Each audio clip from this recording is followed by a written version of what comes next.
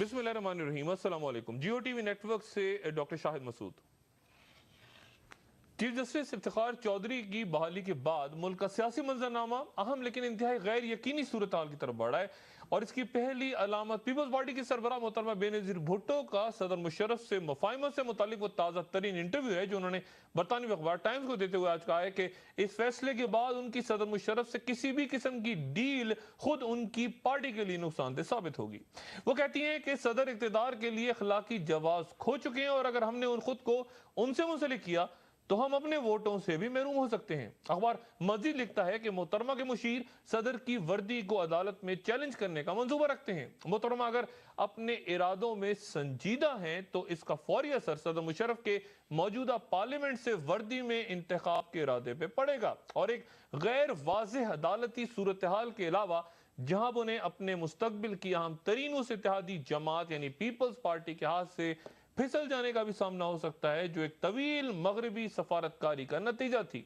ये वाज़ेह नहीं कि मोहतरमा क्या मियां नवाज शरीफ के कायम करदा नए इत्तेहाद की छतरी तले जाना पसंद करेंगी या तनहा सदर मुशर्रफ से किसी दूसरे अंदाज में मुफाहमत या फिर खुले तसादुम का रास्ता अख्तियार करेंगी, क्योंकि अभी उभाम सिर्फ सियासी जमातों के कायदीन के ज़हनों में ही नहीं, अवाम के अलावा खुद हुकूमत भी अब तक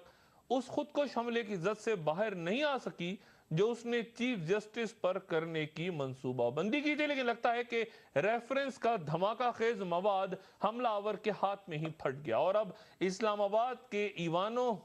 की क्या फिजा है, वहां क्या सोचा जा रहा है। इस्लामाबाद से मुमताज तज़िया निगार अंसार अब्बासी से गुफ्तगू से पहले मैं अपनी महफिल में सुप्रीम कोर्ट ऑफ पाकिस्तान के साबिक chief justice retired justice Sajjad Ali Shah साहब को भी खुशामदीद कहूंगा और फिर महफिल में शरीक करूंगा अंसार अब्बासी साहब को। अंसार अब्बासी साहब अस्सलाम वालेकुम। जी वालेकुम अस्सलाम। अंसार अब्बासी साहब, जस्टिस सजाद अली शाह साहब भी मेरे साथ मौजूद हैं इस महफिल में और वो भी आपसे बातचीत करेंगे। ये बयान कीजिए अंसार के ये जो फैसला आया है क्या ये हुकूमत के लिए मुकम्मल तौर पे गैर मुतवक्को था या कुछ अंदाजा था कि इतना खौफनाक फैसला हुकूमत की नजर में आने वाला है सामने? देखिए, जो एक दिन पहले जो मीटिंग हुई थी ना गवर्नमेंट की, इनके जो टॉप काउंसिल से ये जो श्रीमती पीज़ारा वगैरह इन सबके साथ जो मीटिंग हुई थी